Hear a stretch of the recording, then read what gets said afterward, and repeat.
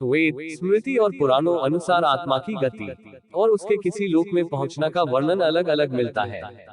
हम पौराणिक मत को जानेंगे, लेकिन पहले संक्षिप्त में वैदिक मत भी जान लें, जो कि गति के संदर्भ में है। वैदिक ग्रंथ के अनुसार आत्मा 5 तरह के कोश में रहती है।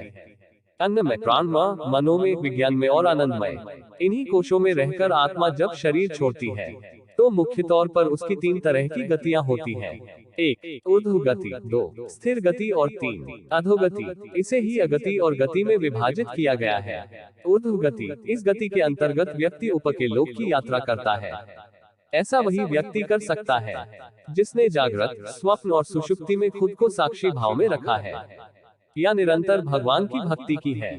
ऐसे व्यक्ति पितृ या देव योनि के सुख भोग कर पुनः धरती पर जन्म लेता है।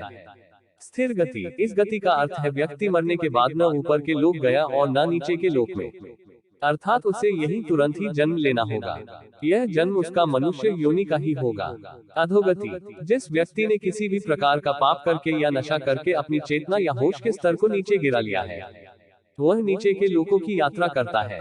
रेंगने वाले, कीड़े मकोड़े या गहरे जल में रहने वाले जीव जंतु अधोगति का ही परिणाम है। अब जानिए पौराणिक मान्यता। पुराणों के अनुसार जब भी कोई मनुष्य मरता है या आत्मा शरीर को त्याग कर यात्रा प्रारंभ करती है, तो इस दौरान उसे 3 प्रकार के मार्ग मिलते हैं। उस आत्मा को किस मार्ग पर चलाया जाएगा, यह केवल उसके कर्मों पर निर्भर करता है।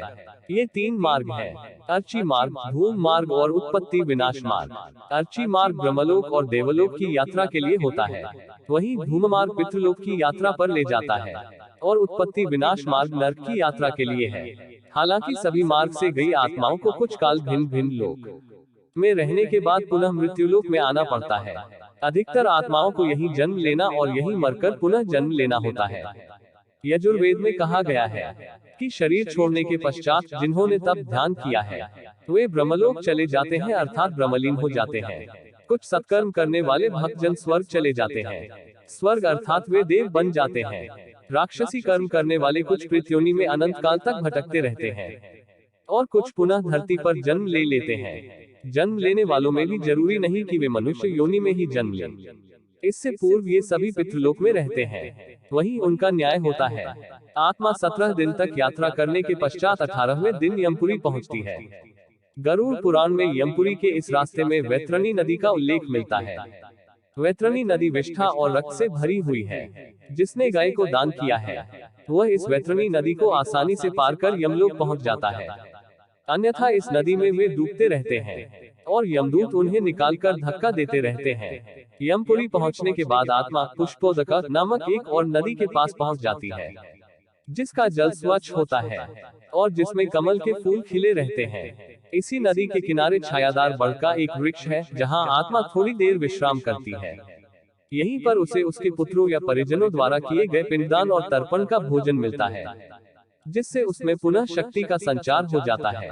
यमलोक के 4 द्वार हैं। 4 मुख्य द्वारों में से दक्षिण के द्वार से पापियों का प्रवेश होता है। यम नियम का पालन नहीं करने वाले निश्चित ही इस द्वार में प्रवेश करके कम से कम 100 वर्षों तक कष्ट झेलते हैं। पश्चिम का द्वार ऐसे जीवों का प्रवेश होता है जिन्होंने दान पुण्य किया हो, धर्म की रक्षा की हो और तीर्थों में प्राण त्यागे हो। उत्तर के द्वार से वही आत्मा प्रवेश करती है जिसने जीवन में माता पिता की खूब सेवा की हो, हमेशा सत्य बोलता रहा हो और हमेशा मन वचन कर्म से अहिंसक हो। पूर्व के द्वार से उस आत्मा का प्रवेश होता है जो योगी, ऋषि, सिद्ध और संबुद्ध है। इसे स्वर्ग का द्वार कहते हैं। इस द्वार में प्रवेश करते ही आत्मा का गंधर्व, देव, अप्सराएं स्वागत करती हैं। माना जाता है कि जब कोई व्यक्ति मरता है तो सबसे पहले वह गहरी नींद के हालात में ऊपर उठने लगता है। जब आंखें खुलती हैं, तो वह स्वयं की स्थिति को समझ नहीं पाता है। कुछ जो होशवान हैं वे समझ जाते हैं। मरने के 12 दिन के बाद यमलोक के लिए उसकी यात्रा शुरू होती है। वह हवा में स्वतः ही उठता जाता है। जहां रुकावट होती है, वहीं उसे यमदूत नजर आते हैं, जो उसे ऊपर की ओर गमन कराते हैं। आत्माओं के मरने की दिशा उसके कर्म और मरने की तिथि अनुसार तय होती है। जैसे कृष्ण पक्ष में देह छोड़ दी है, तो उस काल में दक्षिण और उसके पास के द्वार खुले होते हैं। लेकिन यदि शुक्ल में देह छोड़ी है, तो उत्तर और उसके आसपास के द्वार खुले होते हैं। लेकिन तब कोई नियम काम नहीं करता जबकि व्यक्ति पाप से भरा हो। शुक्ल में मरकर भी वह दक्षिण दिशा में गमन करता है। इसके अलावा उत्तरायण और दक्षिणायन सबसे ज्यादा महत्व होता है। उत्तरायण में मरने वाले 4 द्वारों, 7 तोरणों तथा पुष्पोदका, वैवस्वती आदि सुरम्य नदियों से पूर्ण अपनी पुरी में पूर्व, पश्चिम तथा उत्तर के द्वार से प्रविष्ट होने वाले पुण्यात्मा को भगवान विष्णु के दर्शन होते हैं, जो शंख, चक्र, गदा, पद्मधारी, चतुर्भुज, नीलाभ रूप में अपने महाप्रसाद में रत्नासन पर दर्शन देते हैं। ऐसी शुभ आत्मा स्वर्ग का अनुभव करती है और उसे शांति व स्थिरता मिलती है। स्वर्ग में रहने के पश्चात वह किसी अच्छे समय में पुनः अच्छे कुल और स्थान में जन्म लेती है।